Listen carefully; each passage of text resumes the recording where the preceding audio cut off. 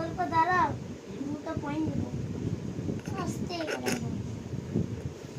একদম একদম হাতটা সিধা রাখবে। সিধাই তো রেখেছি একদম সিধা। দেখ অল্প দাঁড়াও, অল্প দাঁড়াও। আর মুখটা বানাতে দাও, না তো মুড়ে যাবে।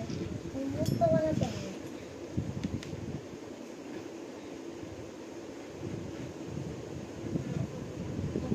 আরেকটা দেখ মানুষ চুল, চুল বানাতে হবে।